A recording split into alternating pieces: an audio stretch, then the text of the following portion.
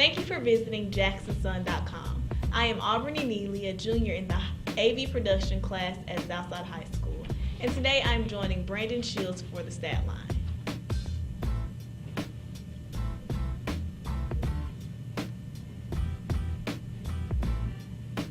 Brandon, our first stat line comes from Huntington. It looks like they have 12 wins in a row. Yeah, 12 wins in a row over Bruceton, who is their opponent this week for the runner-up position in Region 6-1A. And this game is one of those that's going to be talked about a lot this week because it's such a high-profile matchup between two big rivals. But when you look at the series, it doesn't look like that much of a rivalry at all. They played every year since at least 2002, with the exception of they didn't play in 2005 and 2006. Since 2002, Huntington has won every game, and with the exception of in 2004, when it was 14-12, they've won every game by at least 20. I know 21 points. I'm thinking 28 points as well. I know Huntington scores at least 30 points every game, 35, sometimes 40, a couple of times 50, and Bruceton has a hard time scoring. So Huntington has definitely dominated this series so far this century. That sounds kind of weird, but yeah, I mean 2002, 2016, this century. But Bruceton's got a really good running back and a really good ground game in led by Xavion Johnson and some pretty good linemen up front. So they've got a definite shot at making some noise and maybe turning things around in this series and clinching that runner-up spot in the region. Our next stat line comes from St. George and USJ. Yeah, this is 8 years in a row for these two teams to play for the district championship in Division IIA West. That goes back to 2009 when USJ first went to Division II. They didn't go back. Once they went Division II, they've always been there. But every year, no matter who's been in the district with them, where it's Jackson Christian, Fayette Academy, Tipton Rosemont, Rossville Christian, it always comes down to these two teams. And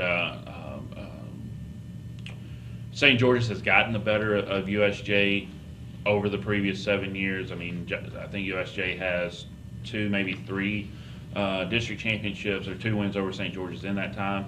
I do remember in 2011, I think it was in week 8 of that season when USJ handed it to St. George's pretty hard at Kirkland Field with a pretty big win. But then they met again in Cookeville for the state championship that year, and St. George's paid them back and beat them pretty bad too with a strong running game. So these two teams, they really like to win. They like to win against each other, and with all that's on the line this week, should be another good game. Brandon, our last stat comes from Lake County and Humboldt. Yeah, Lake County has a 2-game win streak in this series over Humboldt, but they've been playing in the same region now for 8 years, and Humboldt won the previous 6 before 2 years ago. And they also beat them twice in 2013. They played again in the playoffs. But Lake County's gotten the better of Humboldt last year and the year before, and the year before that was a pretty key game in trying to make the playoffs. I think Humboldt still made the playoffs, but their seeding was really affected by the fact that they lost to Lake County. Lake County got a better matchup, but this year Humboldt seems to have the advantage. They've got more athletes. They've got a lot of seniors, where Lake County's a little younger. Lake County doesn't have the running game that it had last year, so Humboldt has the inside track. This game is a playoff play-in game because the winner of this game is going to get number 4 in the region and travel to the Region 8 1A champion down in Memphis.